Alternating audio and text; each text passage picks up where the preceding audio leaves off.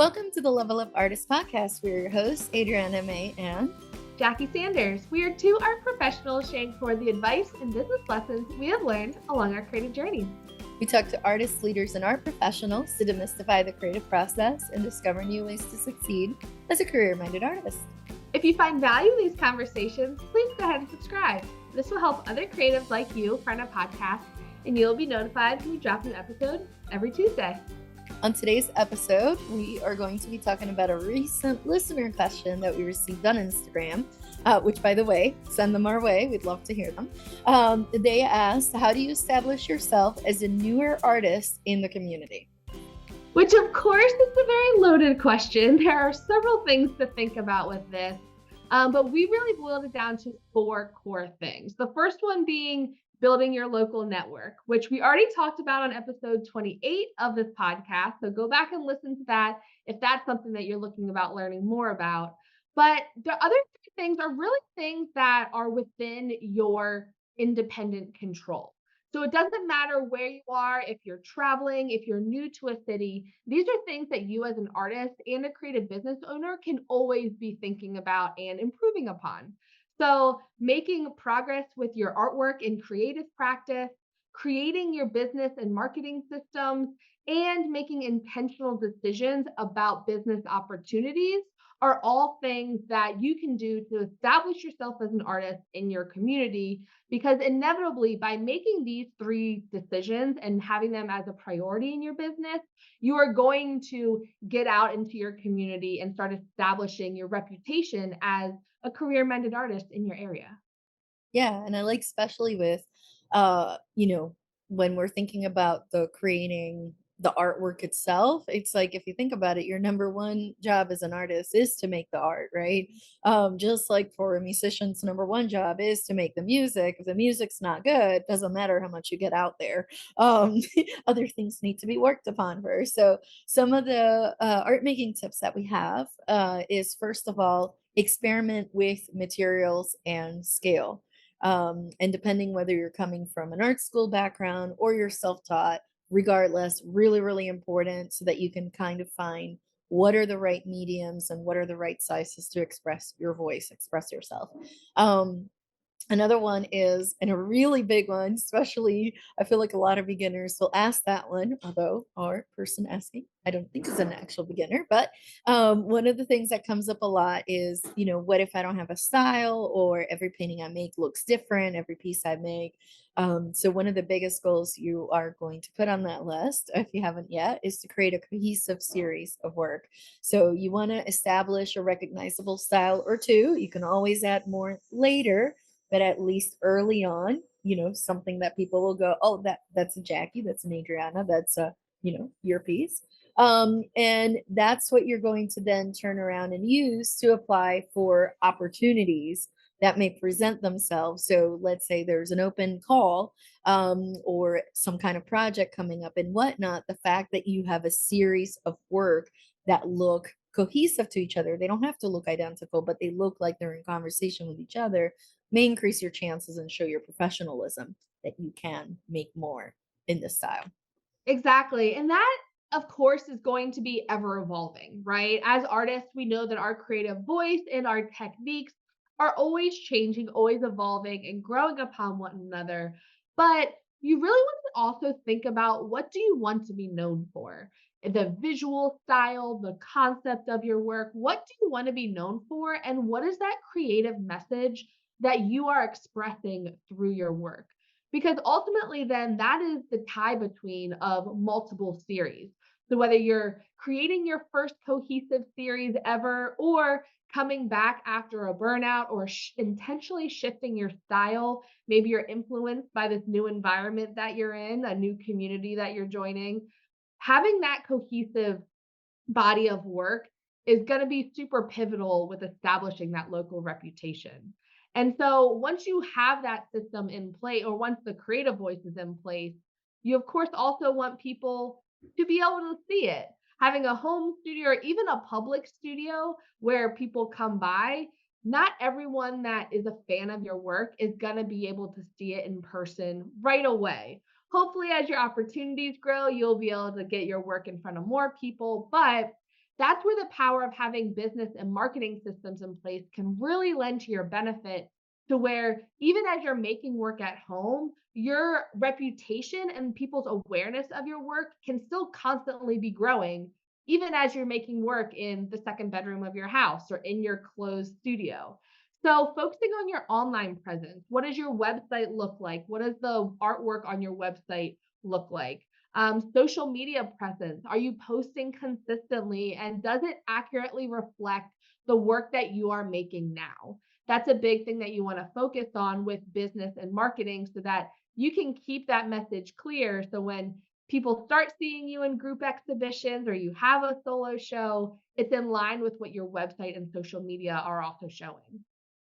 Absolutely. And another one is for some folks when they're starting out, they might be a little resistant to putting things out there in the world and who's going to see it and are they actually going to see it depending what platform it is and the algorithms and all those things. So another one that you'll hear us sharing all the time is get that newsletter list and grow it and start early. The earlier the better. These are people that have already said yes. They want to know what you're putting out there. They want to support you. They want to cheer you along. Perhaps they might even want to buy from you. So regardless of what stage you're in, start getting those emails. Just to have a way, basically, it's almost like the modern blog in a way where you can communicate back to those persons that are interested. And then also you have to decide from a sustainability standpoint what works for you. So for some folks, that's going to be 70% the business side, 30% the art making side. For others, it's the other way around. So how often are you going to post or share things online or through your newsletter? Are you going to be doing daily, weekly? Are you going to bulk it in advance? Sit on a Sunday morning and try to write out all these things for the week. Or how often do you want to update your website or newsletter? Monthly, quarterly? I will say for websites, at least quarterly for sure. They can get aged pretty quick. It's going to be different for everybody. And then the other system that you'll hear me kind of preaching about a lot is with all of this, also to keep track of where your stuff is at with an inventory system. You need to know where your things are at, especially if they're in exhibitions. Um, Depending where you are in the beginning, if you're not ready to exhibit yet, then perhaps you can use that to keep track of when you're finishing your work, what sizes, what series, what themes, what substrates.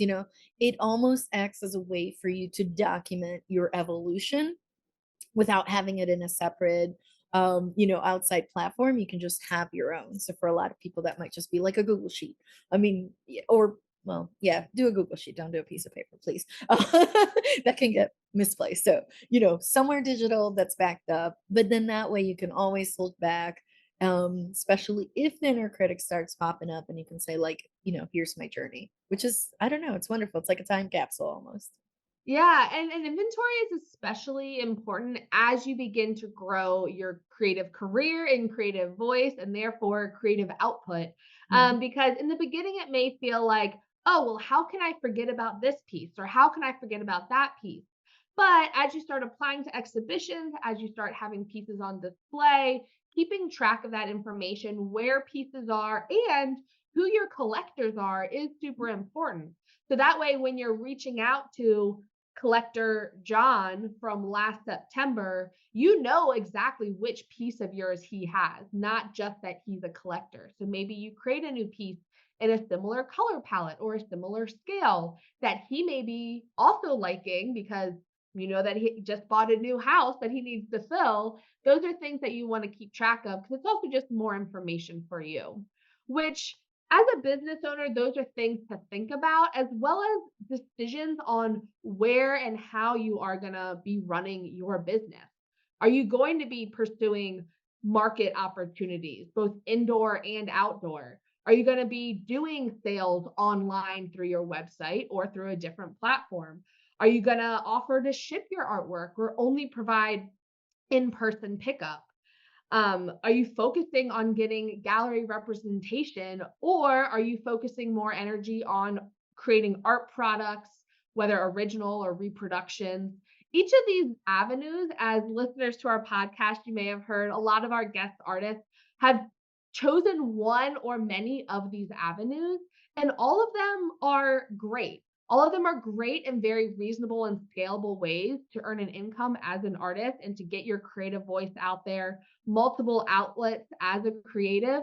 But making those decisions on where is my focus going to be for now, whether it's for the next 3 months, the next year, focusing on what do you as a business want to focus on and pursue is one thing that is super, super helpful and provides clarity down the road as opportunities pop up. Yeah, absolutely. And depending where you are, what stage you are in your art career, might be like, which one do I even start with?